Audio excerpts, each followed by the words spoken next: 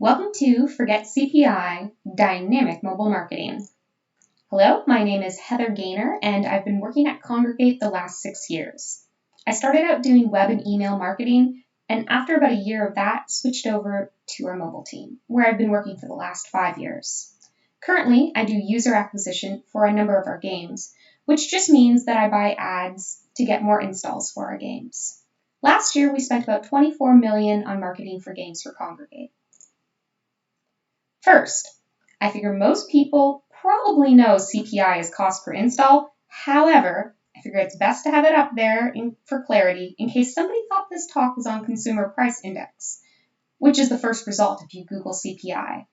Second, I want to make clear that this talk is based on the assumption you're doing performance marketing, not brand marketing like, say, a Coca-Cola commercial.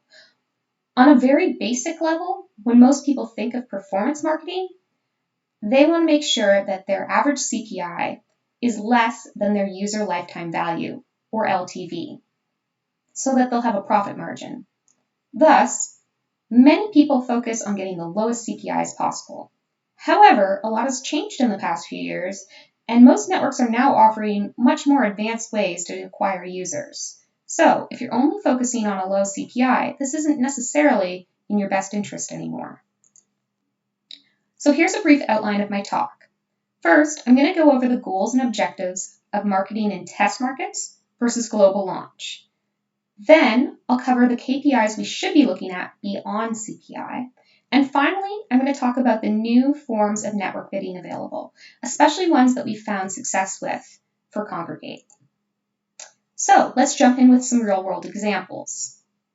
Idle Frontier is a game I've been the marketing lead on from before test markets until now, and hopefully well into the future.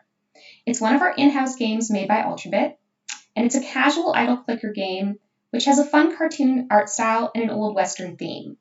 It's meant to be broadly appealing. After 2 short months in test markets, the game officially launched globally July 25th, 2019. Test markets, also called soft launch or open beta, is the period where you're trying to collect some information prior to going into global launch.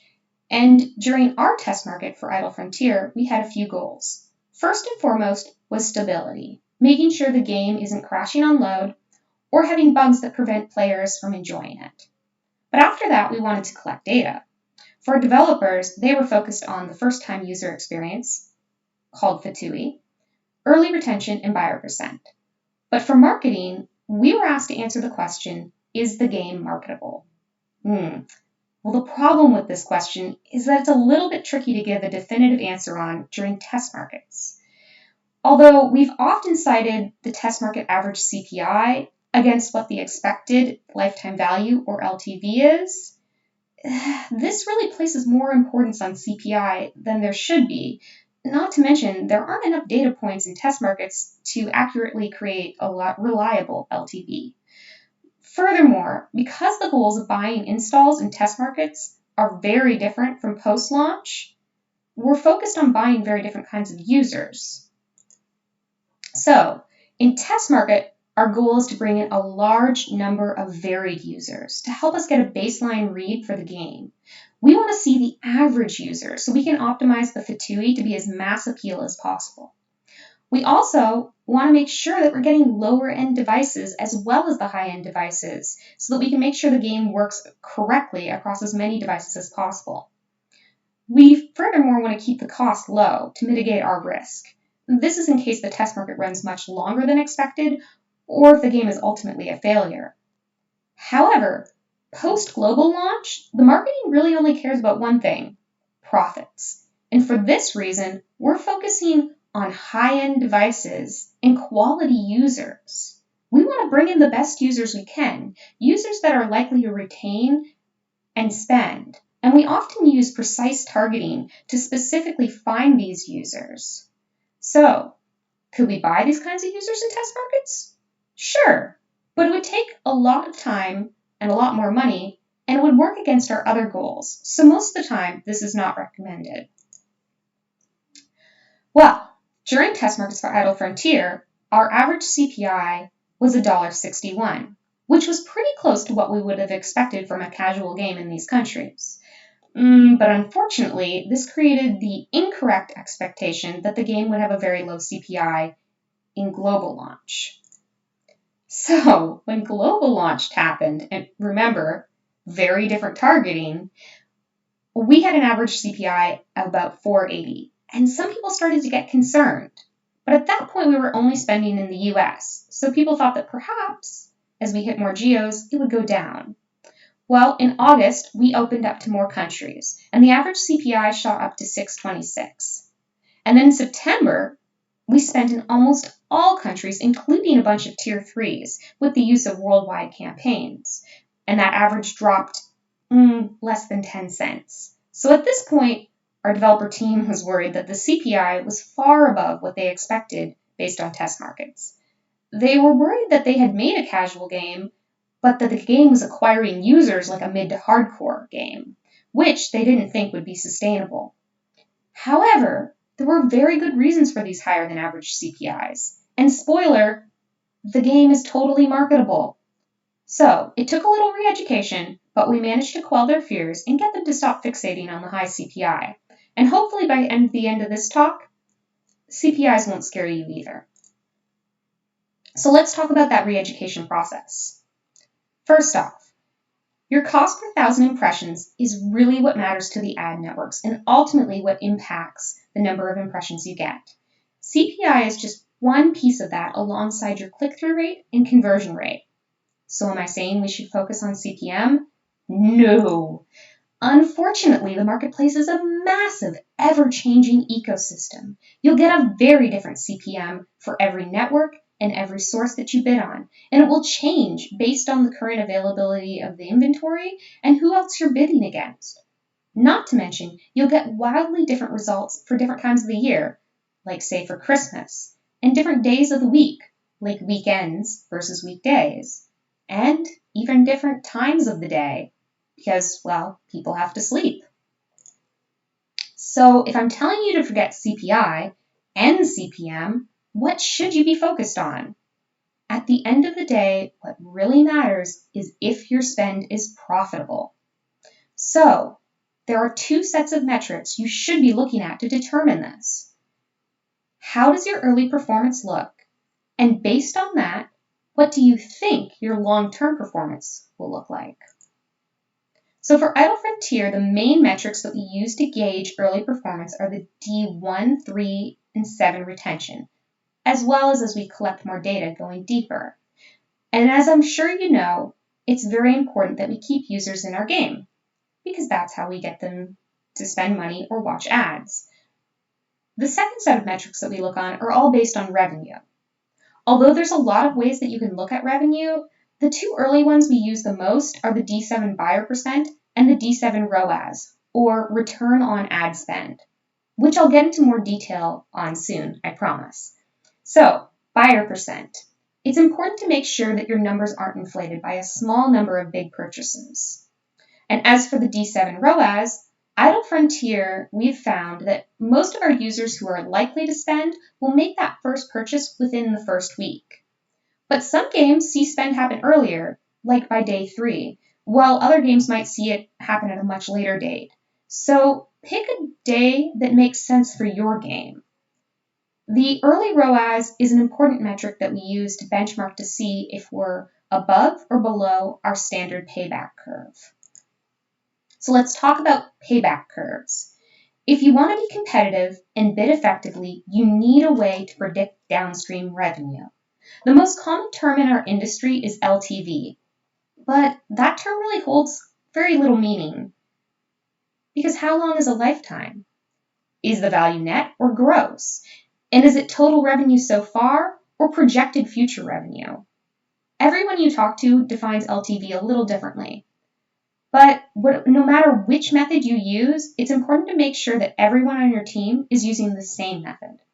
At Congregate, we've actually renamed LTV ENPV, which stands for Estimated Net Player Value. It lets you know that it's estimated, as opposed to what we've earned so far, and it also lets you know that it's net, not gross. Furthermore, internally, we've decided that it will always include ad revenue alongside in-app purchase. Plus, since we calculate on a payback curve, we always talk about ENPV with a date. So we can have a D30 ENPV, a D180 ENPV, or in the case of Idle Frontier, we consider lifetime about a year, so we use the D360 ENPV most often. It's also worth noting that Idle Frontier isn't even a year old yet, but we base that payback window on other idle games in our portfolio, specifically a few other idle games that Ultrabit has made. The image at the bottom is our blended curve for Idle Frontier, but we have curves for each platform, country, network, etc. And it's important to note that ENPV changes quite a bit based on the subset of data that you're looking at, as you can see just by looking at the organic LTV versus the paid. There's a number of methods that you can use to build your LTV curve, and to be honest, I didn't build ours. That was our wonderful analytics team. Nor do I have the time to get into LTVs and how to build them in this talk, but basically, most methods, including our own, will at a minimum look at revenue and retention by day. We also attribute a small percent of our organic users to our paid. We call this K-factor, and we calculate it based on the lift that we see from our organic baseline as we spend will increase. So some of these users, maybe they saw the ad and downloaded the game later, so they were attributed as organic. Or maybe their friends are playing and they decided to download. But for whatever reason they joined our game, we know that as spend increases, we also see organics increase. So back to Idle Frontier. For those first few months with their crazy high CPIs, we also had crazy good return on ad spend, or as we call it, ROAS. We calculate this using the total net revenue divided by the total spend. The bar to the left is the actual ROAS to date with K-factor included. The bar to the right is our D360 ENPV, or what we consider to be the lifetime value. So when our CPIs were so high, how did our ROAS look so strong? Well, it all comes down to how we were targeting users. Like I mentioned, for test market, our targeting was very broad. We wanted to see how different users performed in the game. However, post-launch, we were focused on profits, and so we were no longer just looking for an install, we were looking for a qualified user. By qualified, I mean people who were going to stay in the game and who were likely to make a purchase. Thus, we were willing to pay more money to acquire those users. Many networks now offer a variety of different options beyond the standard flat CPI bidding, where your bid is dynamic. So you'll pay more for users who are likely to be high quality, and you'll pay less for users who are likely to be low quality. So let's jump in on a few of those networks and talk about some of the different bidding options available that can bring in more volume and higher returns. I'm going to start with Facebook because it's probably the most familiar network to everyone. They offer a variety of ways to bid, but the one we've consistently seen the highest returns on is value optimization, or VO. This style of bidding will go after the highest profit margins. These users might cost a lot, but they'll also have some of the highest returns. We've seen average CPIs as high as $14 for Idle Frontier that have backed out for us, which, if you're not familiar with casual games, is quite a high CPI. But if you are familiar with Facebook, it probably doesn't surprise you at all. One thing that we found when using VO is that setting a minimum ROAS goal actually severely limited our reach. And it also didn't seem to improve our ROAS. So in general, we've opted not to set a minimum ROAS or to set it to 0.01. Google's the next big one. Google does offer ROAS campaigns, but they're still in beta and they're still working on those. Instead, we've seen the most success with their in-app action campaigns, using purchase as our action. So instead of bidding on a cost per install, we're bidding on a cost per action, or in this case, a cost per purchase. One of the biggest constraints in the past for us to get Google to be profitable was that their machine learning would require a minimum of 10 actions a day, or 10 purchases in this case, and often about 3 weeks before it would start bidding effectively. In the past, we've often had to spend upwards of $30,000 or more just to get things working, and that's a lot of cash to burn up front. However, one thing Google has done recently to improve this is Firebase. We added Firebase to our games, and then Google collected our purchase data not just from the users they acquired, but from all of the users. And this makes it much, much faster for the machine learning to get ramped up. In fact, we found using Firebase with Idle Frontier, it took less than a week for us to get our campaigns up and going, which is a big money saver and well worth the implementation time and effort. IronSource is a rewarded video network, and we also use them for ad mediation. They offer ROAS bidding, which you'll see from other networks like Unity and AppLovin. However, their biggest advantage over their competitors is that they use both in-app purchase and ad revenue in their ROAS calculations. So, since we use them for ad mediation, they have our actual ad revenue data, and this means that their bidding on ROAS is way more accurate. So, for games like Idle Frontier that are close to a 50-50 split of in-app purchase and ad revenue, it's hugely advantageous. It may not be as big of an advantage if your game is only in-app purchase, but let's be honest, any game can benefit from a little bit of ad revenue. So, we definitely recommend it. Their algorithm bids on a source level, either up or down to match your ROAS goal. And this means you'll pay less for sources that are lower value and more for sources that are higher value. It is worth noting that it's better than just blacklisting a source because sometimes you can actually see payback on very low average CPIs of, say, 5 or 10 cents that you'll still get some volume from and a high ROAS. Unity is another rewarded video network, but most of you probably know them as a cross-platform game engine. Well, this gives Unity a huge amount of user-level data, and it allows them to target on the user level instead of on the source level like IronSource.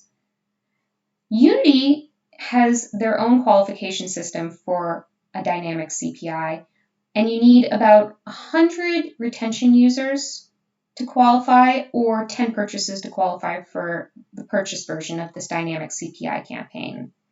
It's not very hard to qualify and certainly a lot faster than Google. However, 10 purchases isn't a lot, and much like the other systems, you're going to do better with higher amounts of data. So we don't recommend starting with only 10 purchases. Furthermore, it's worth noting that you should set a realistic ROAS target. If it's too high, you'll completely kill your volume. And also, don't set a whitelist or a blacklist. That will kill your volume as well. Since Unity is targeting on the user level, that source level really doesn't impact the campaign performance anymore. Finally, Moloko is a demand-side platform. They bid directly on real-time bidding exchanges or RTB exchanges. You give them a ROAS target, and their machine learning strives to hit your target. And you also have an account rep who oversees everything just to make sure that you're hitting your targets. I've actually been really impressed with our account rep, Myra. On the few occasions that I felt like we weren't close to our ROAS goals, I've reached out to her, and I found out that she's proactively already made cuts and changes to the campaigns. So far, we've consistently been seeing high performance from them on a number of our games, including, of course, Idle Frontier. So let's sum it up. Flat CPIs are the old way of bidding. Although I only focused on a few networks that we're using for Idle Frontier, almost every network now provides a way to bid into deeper metrics. So whether you're bidding towards retention or purchase or directly towards a ROAS goal, your CPI might be higher, but you'll find that you typically can spend more profitably. As more and more networks begin to utilize machine learning and downstream data to find qualified users, your average CPI stops mattering as much. And I'm not saying stop optimizing your creative for lower average CPIs, or that every game can spend profitably with super high CPIs. I'm just advocating focusing your energy and your efforts on better downstream reporting and calculating your estimated payback, using whichever method makes sense for your game and your company's goals. Because the days of flat CPI bidding are behind us, and at the end of the day, profits are what matter most. Unfortunately, you're watching this talk pre-recorded, and I have forgotten to put the questions thing up here. So, how can you contact me? Oh my goodness. Well, you can reach out to me at congregate.com. My name there is Heather. You can also reach out to our BD team at BD@Congregate if you're interested in potentially working with us in the future. I apologize for not updating this slide, and I hope you enjoyed the talk.